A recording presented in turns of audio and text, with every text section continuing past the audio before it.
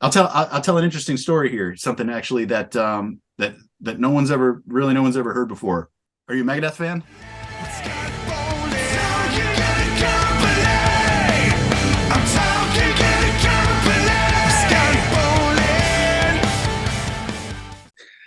Hey, two things I got to mention real quick. First, Metallica juke or pinball machine, sick. But then what I like even better is that Arise deck back there. That's incredible. Oh, thank you, man. Yeah, there's a company called Check Your Head, and they named it after the Beastie Boys song, but they release very limited edition skate decks. Also have a Pantera Vulgar Display of Power. But they work with the bands though, so it's not like a rip. So like actually you can buy a lot of these on the band's website. So cool. Yeah. It's super limited edition though. They'll put like 40 of them out, 40 or 50, and then that's it. So yeah. I got a Faith No More one too, man. Like which one? Faith No More, right? Yeah, see that. Yeah. Cool.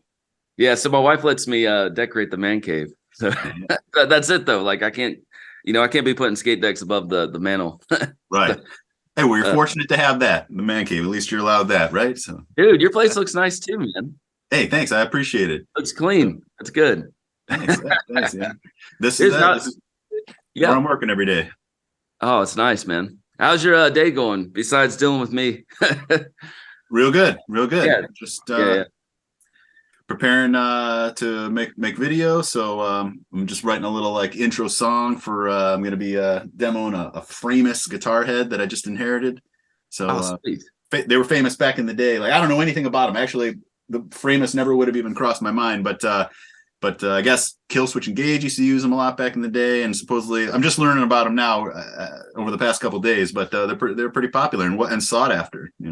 Yeah, man. I've noticed like I've been on your YouTube page, and I've noticed like you're pretty savvy, like with just equipment and making these videos. Have you always been pretty good with computers? Well, thanks, man. I guess I guess I just kind of figure stuff out. I'm sure, like you guys too. I've got that knack where if I want to figure out how to do something, whether I'd never edited a video before 3-4 years ago, but thanks to YouTube, you can figure out and learn anything that you want at all. And there are multiple videos on every topic, and you sift through a couple till you find the one that makes the most sense to you and dig in, whether you have to fix something on your dryer or your stove or help you determine what amp you're going to buy, and everything. I still do.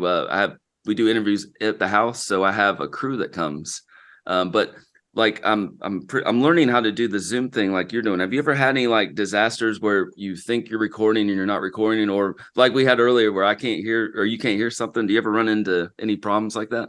Oh, of course. Someone's mic wasn't on or something like that. You just did an hour interview, and like so you have to just so then you're digging in trying to improve like a camera audio feed to make it work, so because you don't want to tell the person, hey, I'm sorry man, I didn't have your mic on. So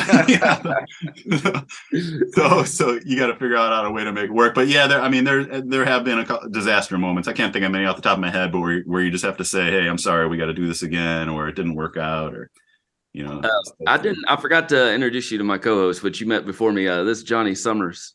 Hi, Johnny. We were kind of just thrown into it there, but yeah. Oh, we're just right into it here. What's that, Johnny? I just said, no doubt, man. Vice versa. Nice to meet you, man. Hey, right on. Likewise. Dude, I grew up listening to Camira, and I'm from the South, so it's funny. I remember the first time listening to you guys pronounce your name and how me and my friends pronounced it. It was kind of funny because we used to pronounce it like Chimera, like, oh man, I used to Chimera. But it's funny. I don't know what made me think of that. But I would say that's probably the most popular way to say it, Chimera. We say Camira, Chimera. But I mean, Chimera is definitely what we hear the most, and certainly acceptable. I definitely want to talk about it, but I want to talk about your solo album, which is awesome. It's really cool. Thanks, I've had Mark Rizzo on the show, and he's done a couple of solo albums. What made you decide to do a solo with no singing? Well, first of all, Mark Rizzo, great guy. I saw you had one with him. I got to check that out. But we've been friends a long time, since 2001 when El Nino and Camira started touring together, and we hit it off right away. That guy's a monster, flamenco player, Golden Glove boxer, just a great all around dude.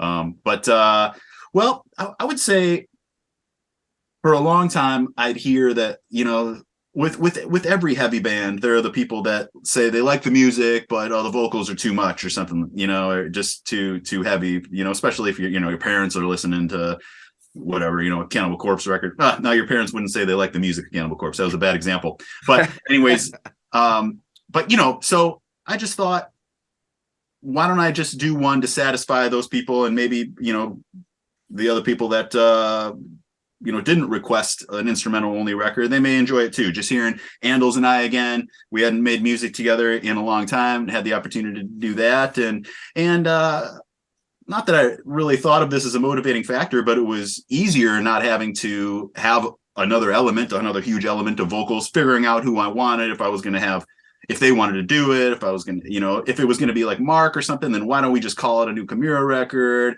Do I want somebody? I don't know. So I just figured I'm just going to do one. I plan to do more solo records, but I actually plan to have vocals on future ones. I don't think I'll continue without vocals. Maybe, who knows?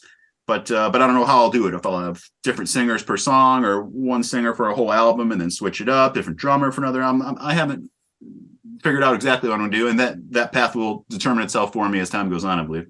That's cool. That reminds me of I was talking to Bones from Suck Mojo a while ago, and he was he was going to do an album called Bones and Friends, and every song just be a different singer. But that's really hard to do, like you said. I mean, having to get everybody together and planning. I know it's got to be pretty hard. Yeah, like that Probot record, and which reminded me, you're like your promo video, like the intro video on your YouTube page, sounds like a Foo Fighter song. Is it?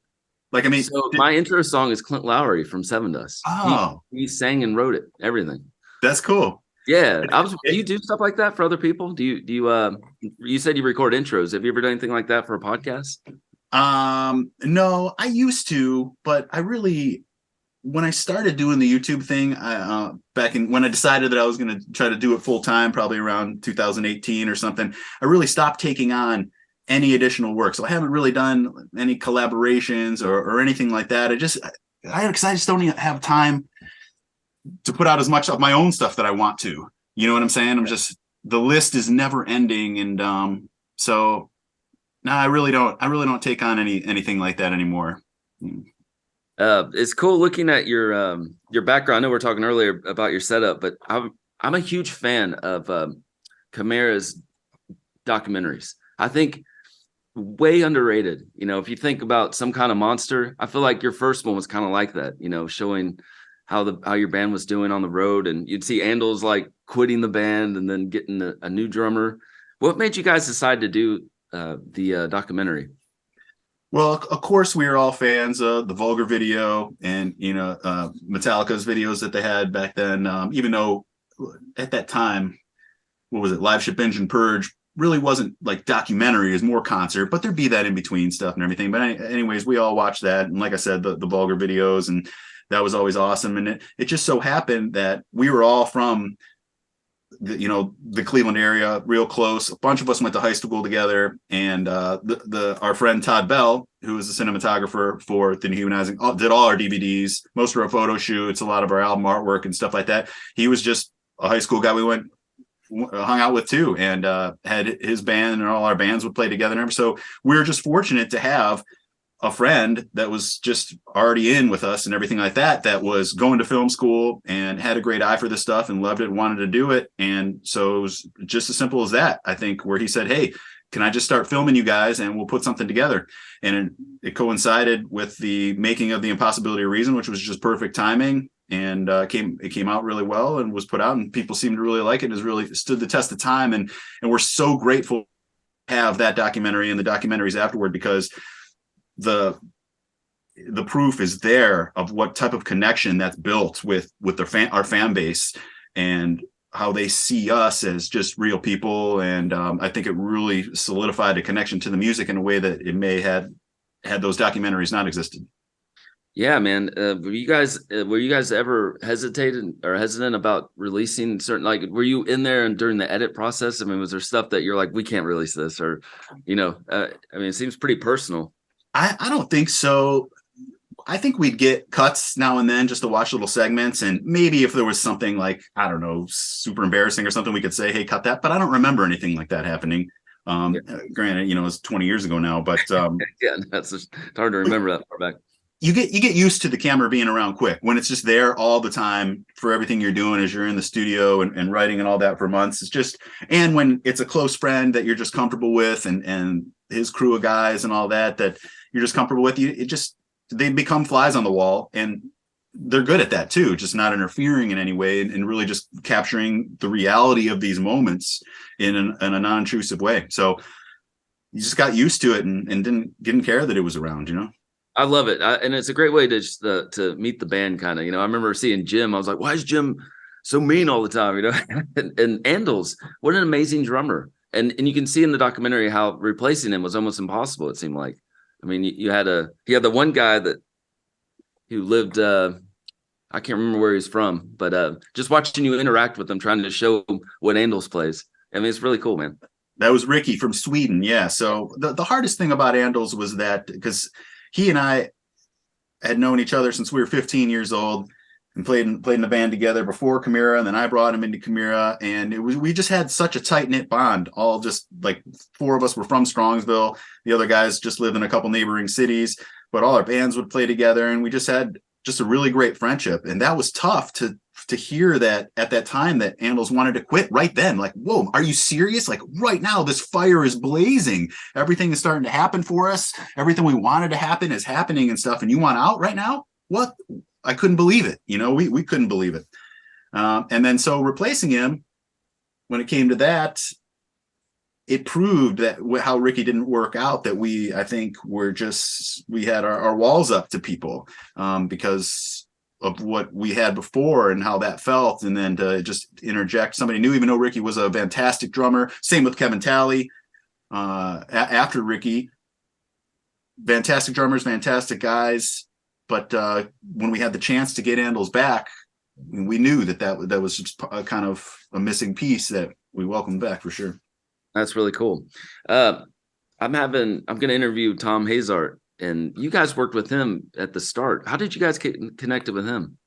Chris Bacuza, our keyboard sampler guy, he knew him back in the day somehow, just from like a lot of that street team stuff that was going on with like Roadrunner and I don't know what else, island music and stuff. But there was a lot of that street team stuff that Chris was heavily involved in. And I believe that's how he met Tom Hazart, because Tom Hazart was just kind of in the scene, trying to promote, trying to A&R, trying to get bands signed and just make stuff happen musically. So he was always he had his hand in things, and we got hooked up with him. And I think he made a lot of great things happen for us early back in the day, getting us showcases out in LA and New York City with various labels and things, and really kickstarting our career, helping us with that, which was great. And then we just, I don't know exactly, but just decided to move on, I guess, to what we thought was another level. Like we went to the next manager who was managing Fear Factory and Biohazard, a guy named Scott Koenig and stuff. So we just wanted to keep leveling up in every way we could. And so that kind of ended that relationship with Tom. No hard feelings or anything like that. But yeah, he's certainly, we could credit him with really helping us get our start, and we're appreciative of that. On Passed Out of Existence, you have Stefan from Deftones. Yeah. Who are some of how did you get him? And kind of a two-part question is how did you get Stefan from Deftones, which Deftones is one of my favorite bands, and who are your influences as far as guitar-wise?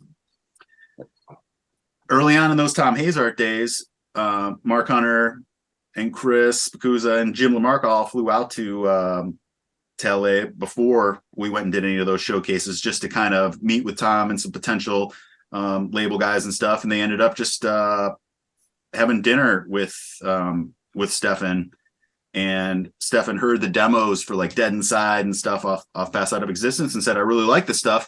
I'd like to come write a song with you guys. So we're like, great, okay, that sounds cool. And we'll be back here in a couple of months to begin recording Pass Out of Existence. And so it just happened naturally. We went out there, gave him a call, said, hey, we're here. Do you want to come by? He said, sure. He came by, and we wrote and recorded that song in one day, knocked it out. Yeah. So, and so that was really cool. Did you guys ever document it? Like, is there any footage of this? I don't believe so. There's some like just tiny video and just think back then in 2001, camera quality just on your phone and stuff just wasn't as great and as accessible as it is. So I believe it was after that when Todd Bell came in and we said we should start documenting these processes and everything. But I don't really think a lot exists of our time in the studio making Pass out of existence. Especially, I can't think of any with the Stefan stuff, but yeah, it was great. He was super cool. And of course, surreal for us. I mean, at that time, we were all big Adrenaline Around the Fur fans. I don't know if White Pony had come out yet at that time, but probably right around then. But, everybody was huge Deftone fans at that time. And my influence has always been Metallica, Megadeth, Slayer, Pantera, Sepultura. Oh, yes. Yeah. Huge influence for me. Yeah. And then a lot of death metal too. Cannibal, Deicide, Suffocation, Morbid Angel. So... Do you collect guitars? Like I love Kurt's guitar that has White Zombie on it, Do you you collector?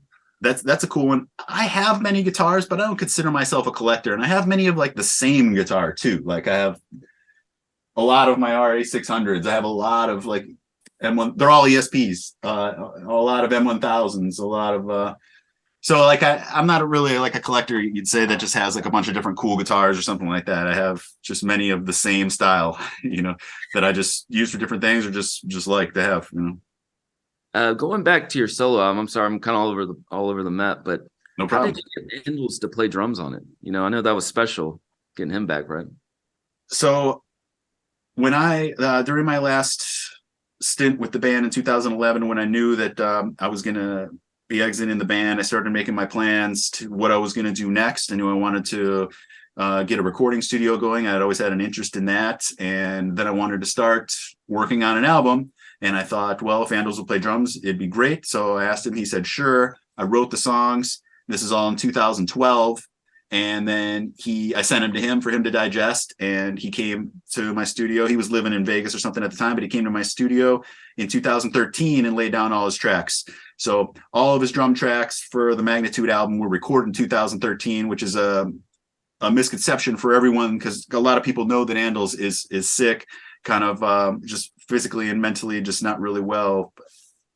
I can't say exactly what it is because I don't know if there's a name for it or whatever, but he's just having some issues, and he has been for quite a while now. But in 2013, he was still strong and good and all that, and he was able to play those drums then. And I've been sitting on this for that long as I've been trying to find time to finish it off and buckle down and finish off my parts for the songs and mix and master it. And waiting all this time, I believe, was essential as well, because I learned so much during that time, from when he first tracked his drums to when it was released, of how to mix a record and things like that, that had I put it out earlier, I don't think it would have been of the quality that I think it is now.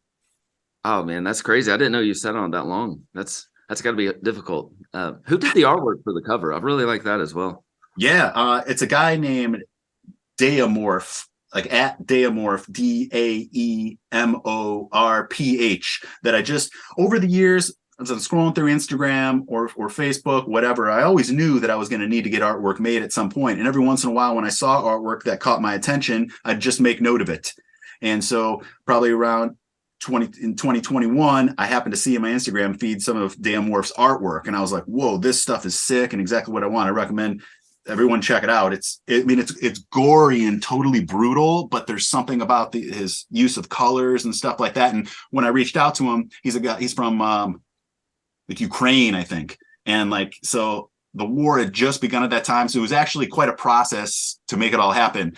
And I told him, I love your style, but I don't want really anything like super offensive and gory and stuff, as this is just like an instrumental guitar record, sort of thing. It doesn't need to have a bunch of like, hellish slaughtering going on or something, like you'll see if you check out at Deamorph on Instagram. But his artwork is absolutely fantastic. On the album, are you playing bass and everything? I know you did. Yeah. I did everything to make the record except play the drums. Do you sing at all? Nah, no. You should throw some vocals on there, man.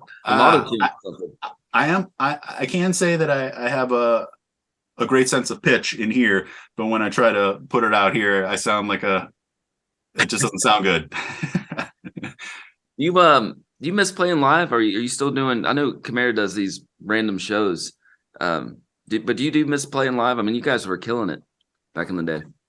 There are certainly aspects of playing live and touring that I miss, and aspects that I don't. I've now, after all these years, grown comfortable just being a homebody and a father. Nice. I got little kids, so that I couldn't really picture being away from for extended periods of time. Like if we were to jump back into it again full time or something like that. But I know other guys do it. So, but yeah, so it had been 6 years actually to the day since I stepped on stage after leaving the band in 2012. And then we came back, or at the end of 2011, and then we came back and did that show in 2017, the one Camira reunion show. And now it'll be 5.5 years again for this set of shows coming up on May 12th and 13th here. So yeah, a lot of time in between. So it creates a lot of a feeling of, I can't wait to get back and give it another go. So yeah, you guys practice together when you're rehearsing for these shows, or do you just do them? Like all of us, are going over the stuff on our own right now. But just Jim, Mark, and I live in Cleveland, and the rest of the guys are spread out Vegas, Florida, and LA. And so, but we're at the end of March, we're going to get together for our first round of rehearsals, and that'll be probably like 3 days to just start going over the set, working out any kinks, figuring out transitions, talking about everything, refining, modifying, all that. And then we'll come back, I believe May 1st, and then do like a full 10-day stretch of just hitting it hard leading up to the shows, rehearsing together. Are you going to film this show coming up? Todd Bell is actually coming out, and I don't know that it'll be like a full filming of the show. That is something that we release like full concert, but there's going to be lots recorded of the rehearsal, the load in, day ofs, all sorts of shows. And I imagine that something will come out, maybe just like a little, I don't know, I'm pulling this out of my ass, but a 20-30 minute kind of mini movie of the whole experience, I think is kind of what it'll end up being. Yeah, I love that, man. I don't know like how you guys do without like with nerves and everything, just building up to this one moment, I remember seeing the documentary. Mark was, obviously nervous. He was throwing up literally before going on the show. Do you get nervous before playing gigs like that? I don't really think so. That's a good thing. I don't know. I don't feel nervous right now. Like as if I were to have to take the stage right now, I don't feel nervous, but I may, the day up. I'm not sure. So we'll see. We'll see. I believe in that if you're confident and you know your parts, then there's no reason to be nervous, especially knowing that they're both sold out and the fans want it and it's going to be great. It's not like, oh, are people going to show up? That type of nervousness, because it's going to be slammed out. So it's kind of cool. That kind of sets your nerves at ease already, knowing that it's going to be great. So I'm feeling good going into it. It's funny how we're all getting older. I remember seeing you guys back in the day. You would divide the crowd. Yeah. Big wall of death.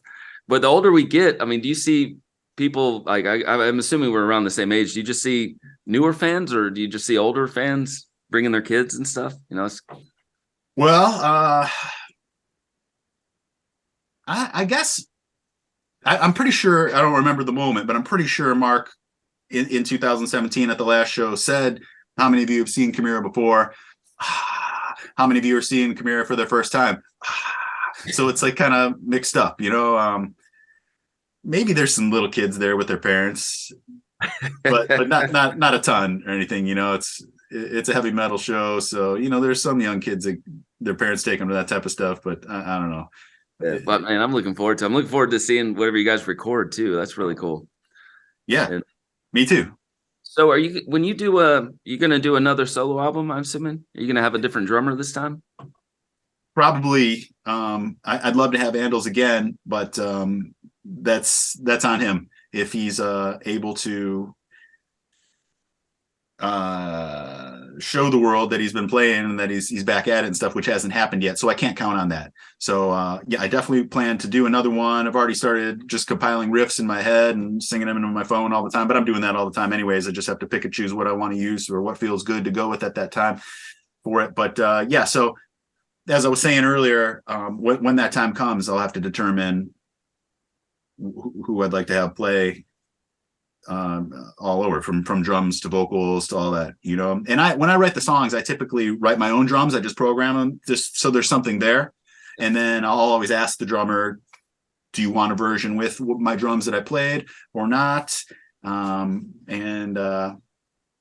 I'll tell an interesting story here. Something actually that no one's ever heard before about a song on Magnitude. Are you a Megadeth fan? Yes, man. So the late Nick Menza, the drummer during the golden era of Megadeth. Yes. In 2013, I think I was called by Nick Menza's manager that said, and he said, "Hey, Nick likes your work and would like you to write some songs for him." I was blown away by that. Like, whoa, dude, I grew up listening to Megadeth. I love Nick Menza. And so I was totally honored. So I wrote him the song Ghost Roaster, which is like track 6 or 7 or something on the CD. I don't know, somewhere, but there's a song Ghost Roaster on there. I wrote that for Nick Menza from Megadeth. But so dude, that's amazing. I asked him, well, yeah. So I asked though, do you want my version with the drums, or do you just want to go free with it? And he said, no, I don't want to hear the drums you wrote, which was totally fine. Hey, this is Nick Menza, you can do it, take it however you want it. But it was unfortunate what he sent back. It just didn't work. It didn't click. I feel like he didn't understand like my song writing. And again, no disrespect, I love Nick Menza and everything, but he just didn't get it or something. Where as if I would have set my drums along, he would have understood the arrangement more, where the up and down beats were. Not that it's a complicated arrangement or anything like that, but it just didn't work for him and it didn't work for us, and the song didn't work out. So now you can go listen to Ando's version, and he killed it because he knows me super well, and he knows everything I'm going to do anyways. But he also did listen to my demo drums and understood where I planned for the snares to fall and things like that. So just a funny thing. I kind of worked with Nick Menza, but not. And later on, actually, just to conclude this, I heard some material that he had other guys write for him, and it could have been any song off Rust in Peace. So that's what he was looking for, I think, were just Megadeth type songs, and Ghost Roaster was not that at all. I tried to write something that I thought that would be cool for him, but was still my own. I didn't want to just write him a Megadeth song unless I was asked to do that. If he had said, write me something like Holy Wars or something, I would have tried, but he didn't. So. Did you tell him you didn't like the song, or how was the response? I can't remember exactly what I said, and I really wish that I still had the email thread, because I'd love to listen to it now, and I'd love to. Well, I don't know that I'd share it. Just I don't know, but I can't even find the song, the version, the email thread. Sometimes after all those years, those things, they've been in your old mail for a while, and then they get deleted to make space for, I don't know, so it just works. AOL mail is what I was using, still use a little bit, but no, unfortunately I can't find that. I don't remember what the conversation was afterwards. And at that point I was communicating with his manager too, and I kind of was just like, I don't think this is going to work out. And then that's where maybe he showed me what some of the other guys were writing for Nick, and it just kind of fell apart, I think. Have you ever guested on other people's albums where you got asked to play a part? Yeah, I've done solos for just a number of independent artists. I don't really think anything like, big or anything. Like I can't say I'm on whatever, a Fear Factory album or something like that, but just a lot of independent artists over the years, especially in the early teens, 2013 through until like I said, about 2018, when I stopped taking on work. A lot of my work was guitar lessons, doing guest solos for guys, ghost songwriting, mixing, and tracking lots of local bands and stuff. So I was doing a ton of that at that time, and kind of like I was saying, I just really just stopped all that so that I could focus full time on YouTube, because it was just too much to try to do all that kind of stuff all at once while trying to build my YouTube channel and my brand and stuff. Dude, man, I got to say, growing up, your band and just that whole scene of going to shows and people handing you, like you were talking about Streetwise, handing CDs out to you, and you guys were, we really looked up to you. We looked up we were big, me and my friends, we all went to see Fear Factor every year. You guys, Spine Shake. It was just I don't know, man. It's like it's just, you're like a part of something special, and I totally agree. It's so cool, man.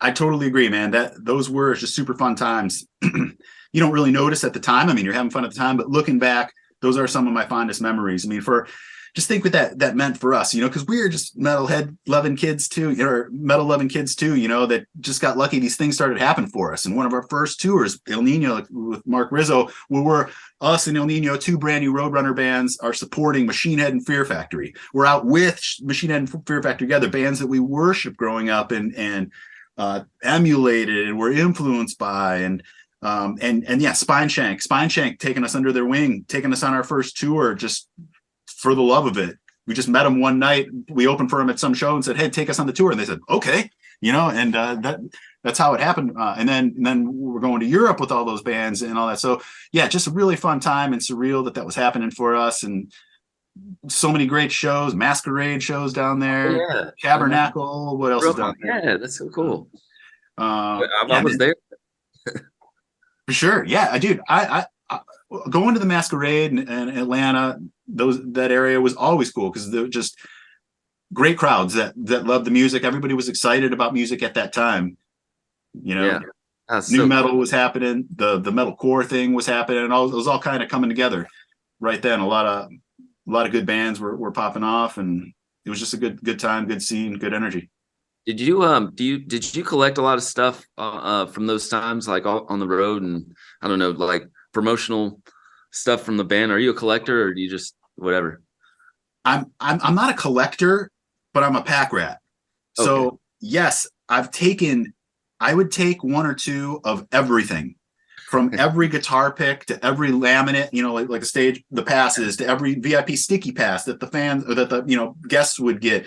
To every poster that I could get my hand on. I have boxes and boxes and boxes of stuff. And over the past couple of years, I've been doing like an eBay weekly sale I started off with. And then on my Patreon page, I was doing a raffle every month, just because I wanted to get this stuff, just give it to people. Because I literally have some of this stuff, 30 copies or 100 copies of some Killer Impossibility or Reason poster or something, But yeah, I've kept everything, but not because I'm a collector, like a baseball card collector or anything like that. Just because I just save everything.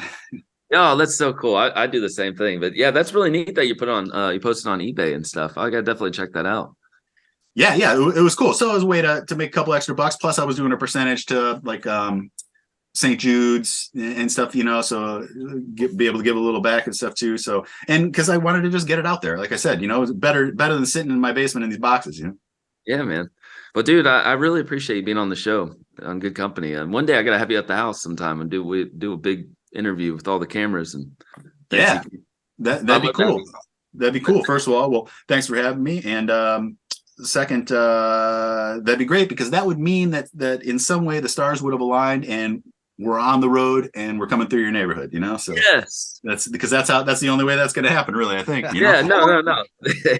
Or maybe it'd be just me with playing the Magnitude album or something. Who knows? I'd love to get out there and play that record if I could. So there are many possibilities.